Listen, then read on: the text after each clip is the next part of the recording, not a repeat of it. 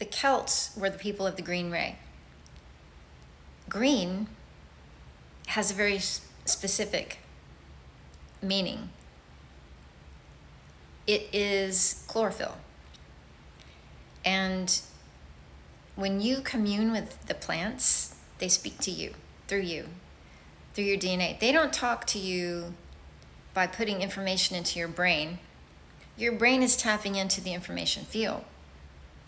So when you do ayahuasca or DMT, that's what's happening.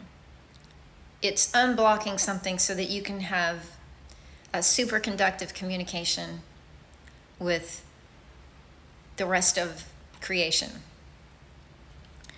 And as long as you continue to compartmentalize and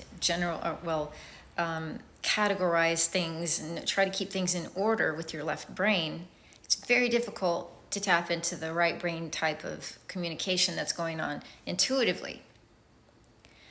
And that's where scientists go wrong, because they're mostly left brain. They want to only define their world by their five senses, using math. That's it. And that's just not the true nature of reality. If we live in a universe that has no beginning and no ending, or we can't even begin to imagine how that would work, even if there was an ending or a beginning, we couldn't even imagine how that would work, because there would have to be something before that and after that and before that. You see what I'm saying? So you can't have a finite equation to explain an infinite reality. And in order to get to that headspace, you've got to balance between the right and the left brain, which is what Christ is about. Christ is in the center, uniting the two hemispheres. And it is a divine feminine path that you have to take to get to that place. People want to create a structured, controlled world, and then they want to expect to see something miraculous happen in that controlled world that is beyond anything they could imagine. Well, you just shut all that out when you had your little box with your controlled world. You shut out everything that was miraculous and unimaginable. In fact, it's the opposite. It would be something that is imaginable. You have to be open to your imagination. Your imagination is everything. I'm the magician, the attractor. Nation. You're the creator in your world. You're creating this world through your imagination. If you think that your world is limited to only what someone else has dictated to you as a construct or a matrix, this is only reality right here, that's it, then you're not going to use your imagination and start creating from the infinite universe and bringing that into your world. I'm not saying you can defy physics. I'm saying there are laws of physics you're not told about at the quantum level.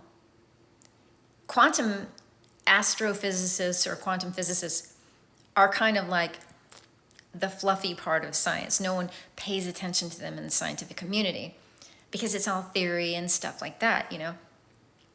That's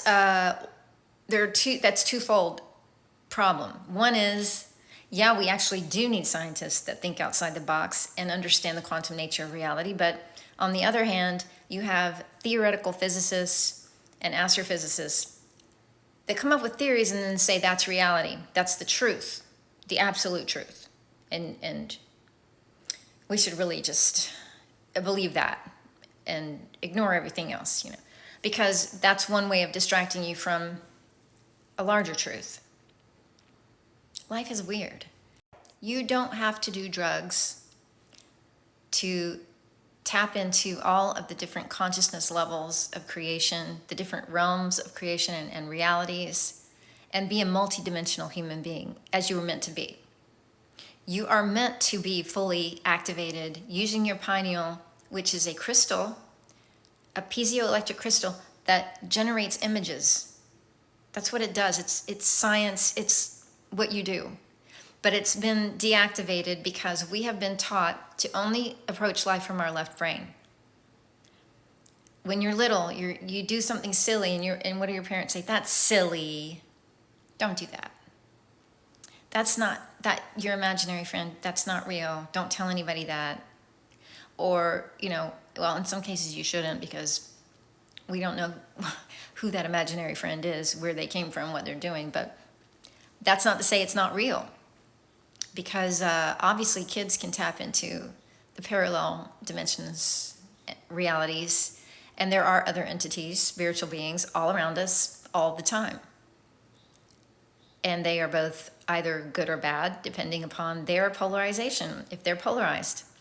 It's only spiritual entities that are completely balanced in harmonic resonance that we call angels. It's only beings that are harmonically balanced that we call benevolent spiritual beings.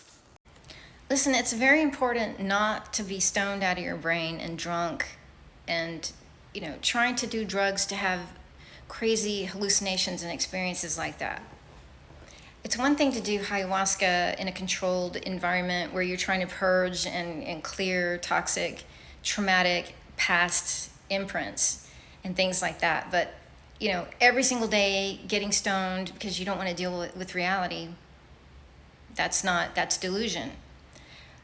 The goal is to be perfectly lucid.